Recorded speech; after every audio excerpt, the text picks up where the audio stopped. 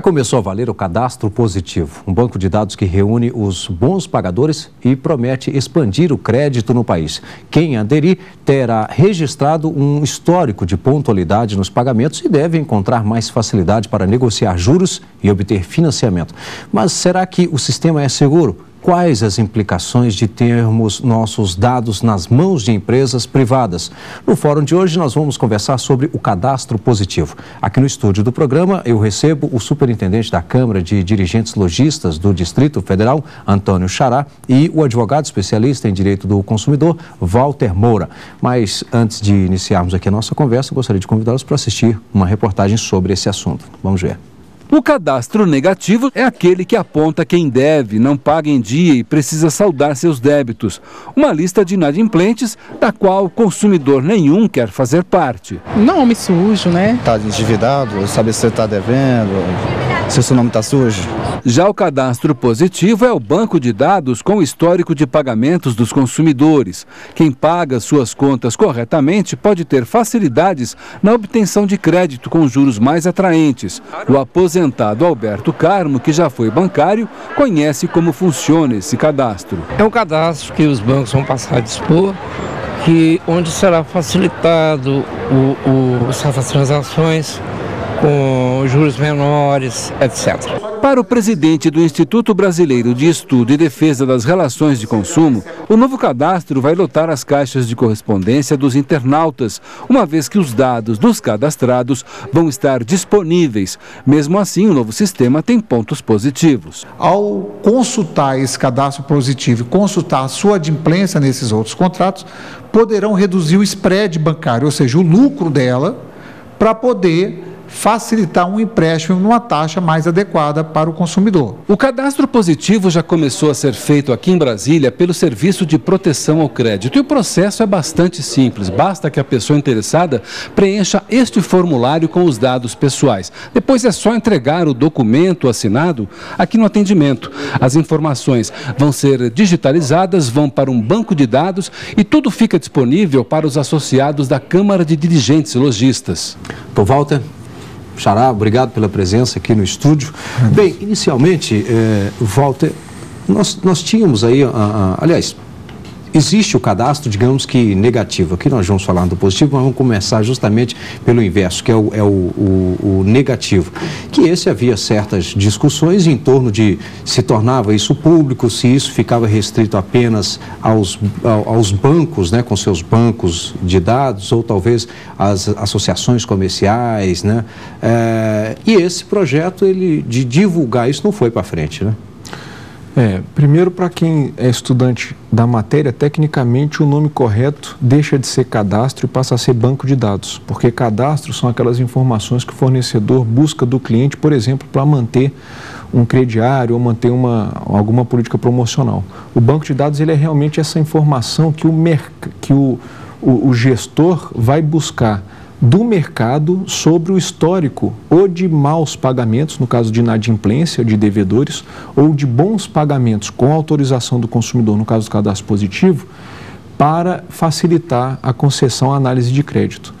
E a ideia que se tem hoje, que veio da medida provisória, com apoio do Banco Central do Brasil, com apoio do Ministério da Fazenda e depois foi convertida em lei, é a ideia de que vai ser feita a utilização desses dados com autorização do consumidor, né, que é o cadastrado, aí tem uma terminologia que não está correta, mas foi a que saiu na lei sem prejuízo, mantendo o sigilo. Daí por que não divulgar esses nomes? Porque tanto nas informações negativas, prejudiciais, quanto nas positivas, você tem um problema de resguardar o sigilo da pessoa, porque eu não posso dá essa ideia de que na informação positiva não vai ter violação de sigilo. Pode ter sim violação de sigilo, por exemplo, quando eu não quero informar que eu fiz uma compra no estabelecimento que eu queria manter em segredo, eu estou comprando um produto que eu não queria que ninguém soubesse, então existe também a questão de sigilo. Daí porque não vingaram os projetos de lei ou as propostas de divulgar esse cadastro para acesso público geral, mesmo nas informações positivas.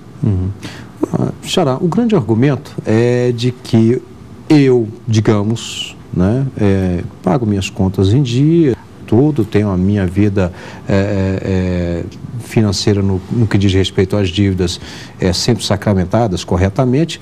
No entanto, se eu for fazer um empréstimo junto a uma determinada instituição, por exemplo, eu vou pagar os juros, né? Ou seja, os bons pagam, né, pelos maus, ou os justos pagam pelos pecadores, e aí, nesse caso, eu vou ter o quê? Um acréscimo nesse juro que diz respeito, talvez, não necessariamente da minha desconfiança, mas da desconfiança daqueles que não corresponderam com a expectativa de pagar aquela dívida adquirida. Essa é a ideia básica do banco. Exatamente isso. O cadastro positivo, ele vai mudar completamente a vida creditícia do consumidor.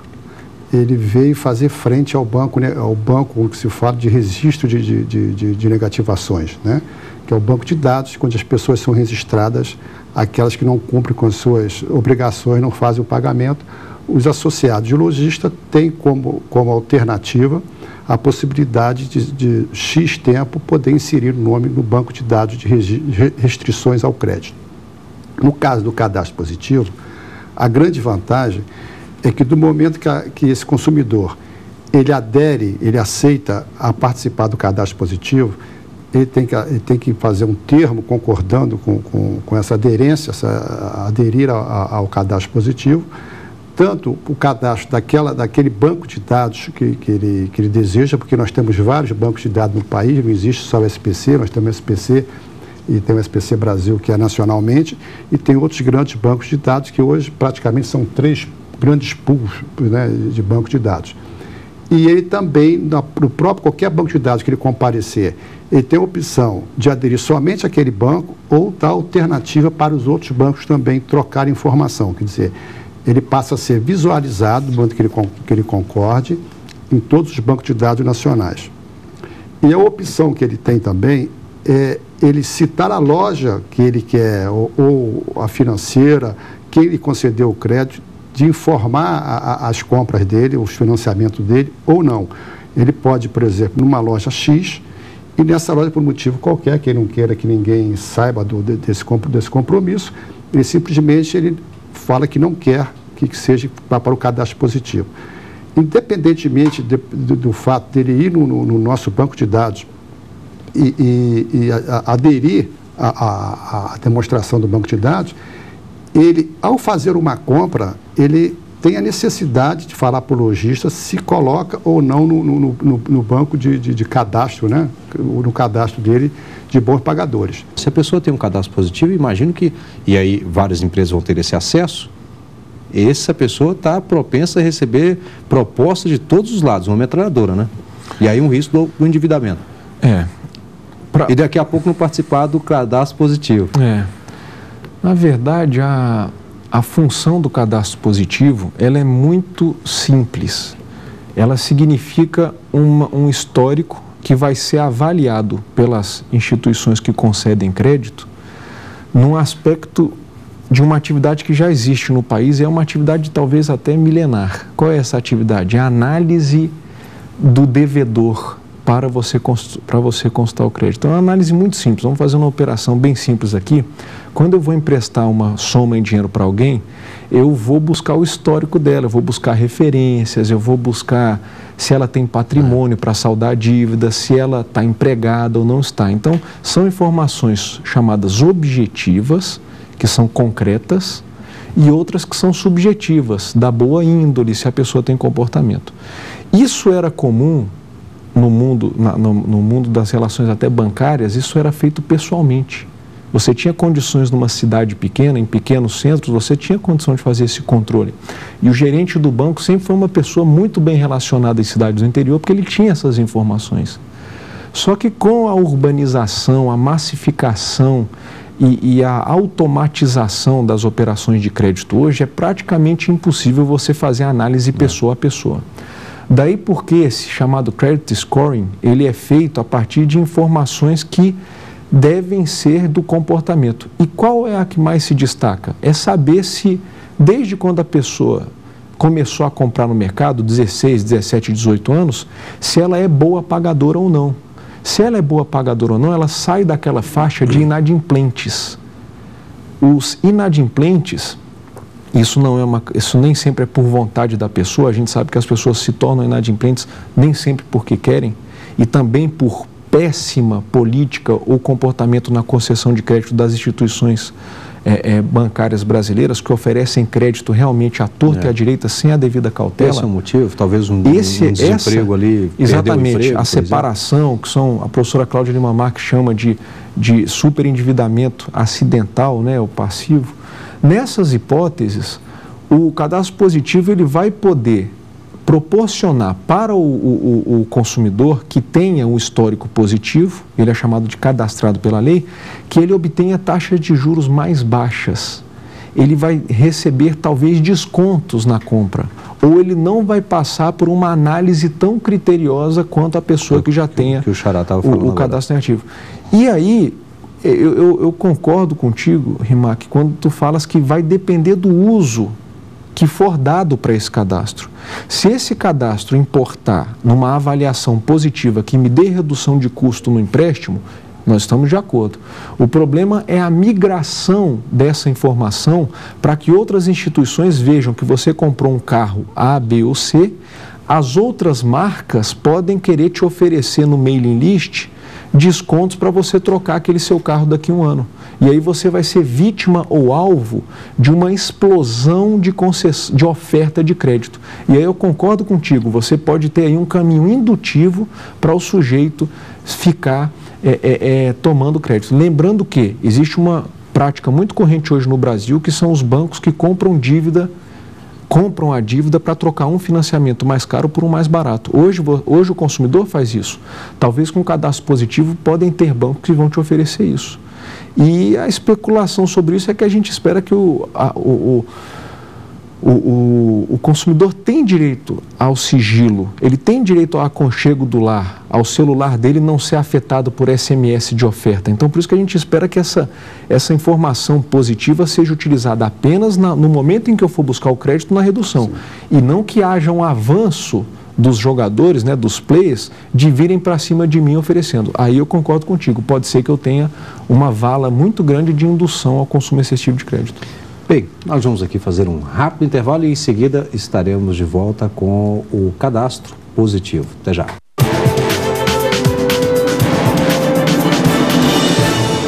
De volta com o fórum e hoje estamos conversando sobre o cadastro positivo. Bem, Xará, então, essa ideia de reduzir, porque muitas vezes nós chegamos, por exemplo, vou colocar um exemplo e me corrija. Sim. Nós chegamos a uma loja e aí tem, por exemplo, 50 prestações. Aquilo facilita, claro, né? Aquela pessoa que ganha pouco, ela consegue visualizar ali uma possibilidade de compra, ainda que talvez esse produto na calculadora mesmo o valor dá para comprar 3, 4 daquele produto. No caso do carro, né? Exatamente. No caso do carro no Brasil. Então, nesse caso, por exemplo, nós teríamos aí também uma possibilidade, essa pessoa paga bem, nós vamos aqui amenizar. Aí eu queria mais informações a respeito dessa redução do juro. Há uma diferenciação do cadastro positivo com relação à questão de juros. A influência vai ser da seguinte forma. Hoje, quando você vai fazer um financiamento, independentemente, não há um controle de financiamento. De uma loja para outra, a taxa muda, de uma financeira para outra, a taxa muda, de uma concessionária para outra, as taxas são diferenciadas. Quer dizer, não há uma determinação, nenhum controle de taxa. Cada empresa coloca a taxa de juros que o mercado tem uma liberdade nisso. E o que acontece? Na maioria dos segmentos, as empresas já embutido nesse valor da taxa, o fator inadimplência, já coloca um spread em cima da possível inadimplência que ele vai ter, principalmente a financeira. Vou dar um exemplo bem simples. Você, quando vai financiar um carro, a taxa de juros ela é menor do que a taxa de você, por exemplo, quando você vai fazer um empréstimo pessoal, quando você vai comprar um eletrodoméstico. Por quê? Porque o próprio carro, ele fica alienado como dá uma segurança maior àquela taxa. Quer dizer, ele pode fazer uma taxa menor porque ele tem uma segurança. Não é no caso, por exemplo, quando você vai fazer um empréstimo, você pega em espécie, ou quando você vai comprar uma televisão, ou outra coisa assim, um bem duradouro. Então, a taxa de juros é maior porque o risco da inadimplência é colocado dentro dessa taxa. Do momento que você tem um bom cadastro, que você adere ao cadastro positivo, E essas mesmas financeiras, esses mesmos agentes financeiros, banco, cartões de crédito, todo segmento creditício, você vai ter um tratamento diferenciado no risco do crédito. Então, você tem um risco menor. Não quer dizer que a taxa de juros de mercado vai ser praticamente a mesma. Vai diminuir aquele spread que é colocado dentro da taxa de juros, por você ser um cliente com menor risco de inadimplência. É verdade. Nesse caso, a variação da garantia não estaria no carro, estaria no nome, na pessoa, histórico da pessoa. Então, a possibilidade de você, tendo o seu cadastro visualizado, você tem condições de negociação melhor pelo seu próprio, vamos dizer assim, histórico de crédito. Eu tenho aqui, inclusive, uma ficha, né, que está aqui o título, preencha e faça já o seu cadastro positivo. Vou mostrar aqui, depois nós vamos, inclusive, mostrar com mais detalhes. Agora, o que acontece? A pessoa vai chegar, vai preencher essa ficha, vai depositar lá, eu tenho aqui cinco referências e tal. Agora, me diz uma coisa, vamos supor que a pessoa, ela queira colocar ali só lugares que ela comprou e pagou direitinho. Haverá um cruzamento de informações, por exemplo, com o SPC, para detectar locais em que ela não pagou? Porque colocar lugares que eu paguei está fácil. Claro, eu vou vender meu peixe, né, se eu vou colocar, acho que eu paguei direitinho. Os dois bancos de dados eles vão existir. Eles vão existir normalmente. O que acontece? Aí vai depender do credor, quem está lhe concedendo o crédito.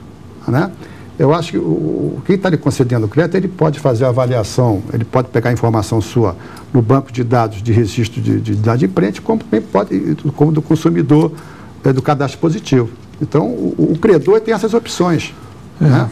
Então, o credor, nesse caso, para ele fica até melhor, porque ele tem mais uma informação para conceder o crédito. Mas tem uma diferença, talvez, porque no cadastro, no banco de dados de informações positivas, é voluntária a informação. Sim. Tu tens razão. Ele vai poder indicar o que ele quiser. Mas, por outro lado, no cadastro de devedores, no banco de dados de restrição de crédito de devedores, ela não é voluntária.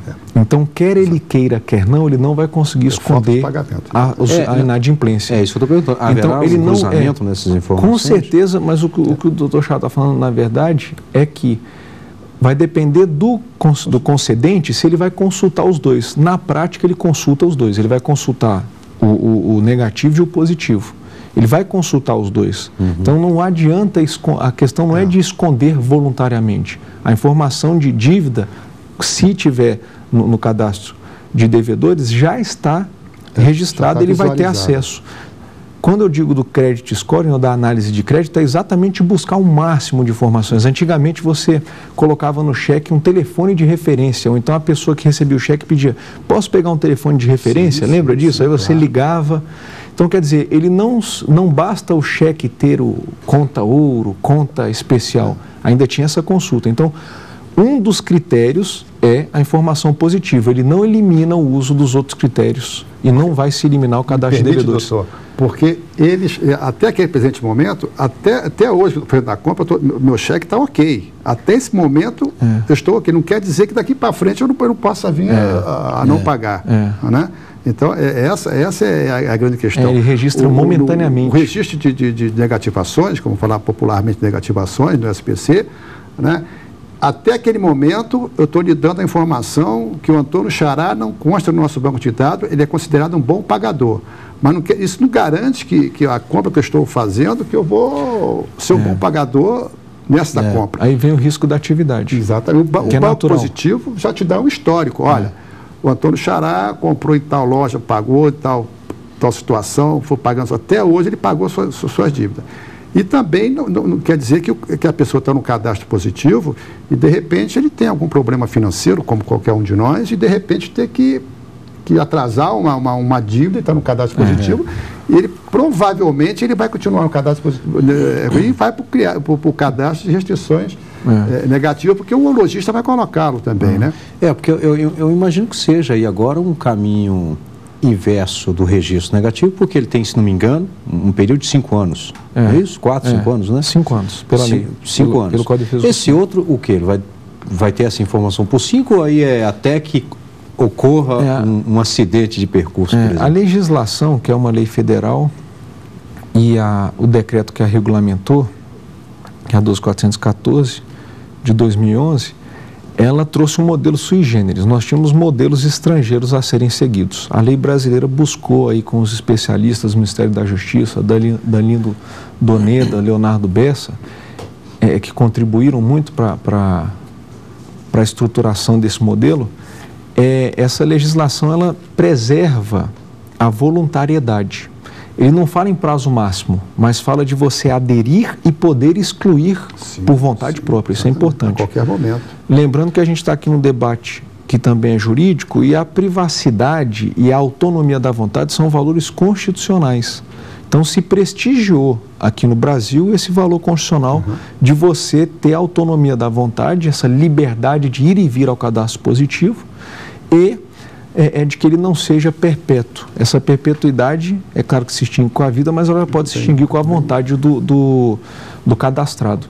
E isso é importante, Marco, porque o cadastro de devedores, né, o banco de dados das informações negativas, ele demorou, ele teve também esse período, a gente pode não estar lembrando, mas ele também teve um período de maturação. E o judiciário corrigiu bastante a aplicação dele, ora apertando um pouquinho, ora soltando através um pouquinho. Do Código Consumidor, e o código foi quem trouxe. Então, esse período de maturação do cadastro positivo, oxalá eu esteja incorreto, pode ser que não pegue no Brasil, pode ser que não tenha adesão por uma circunstância que a gente não preveja.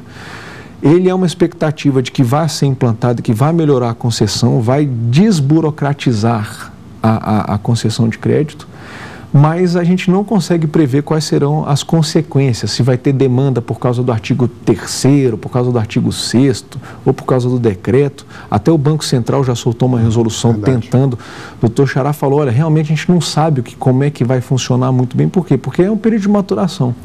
Agora, tudo depende também de um pacto de cooperação em que o consumidor tem essa segurança. Se ele achar que é seguro, ele vai. O consumidor brasileiro é um bom pagador. O índice de inadimplência no Brasil não é alto, mesmo em período de crise como 2008, ficou em 7%, 9%, não ultrapassou o que hoje se vê na Europa.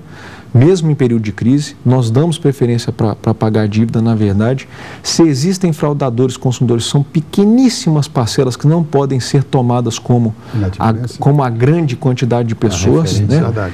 E a gente vai depender muito de confiar nos gestores, no caso os bancos. A gente já tem uma experiência, não vou dizer que é boa, porque às vezes o consumidor não tem lá a sua paixão pelo SPC, pelo Serasa Experian. Mas a gente já tem uma experiência de que eles funcionam, de que eles têm um sistema de segurança de dados. Então vai depender realmente como é que o mercado vai se comportar daqui para frente. Bem, eu quero aqui agradecer ao Walter Moro mais uma vez. Walter, muito obrigado pelos esclarecimentos, também ao Antônio Xará, muito obrigado pela participação aqui no nosso programa Fórum de hoje. E o nosso programa Fórum de hoje fica por aqui. O endereço é www.tvjustiça.jus.br. Na internet você também pode participar com sua sugestão para o programa. O e-mail é forum@stf.jus.br. E na próxima semana tem mais uma edição de Fórum. Obrigado e até lá.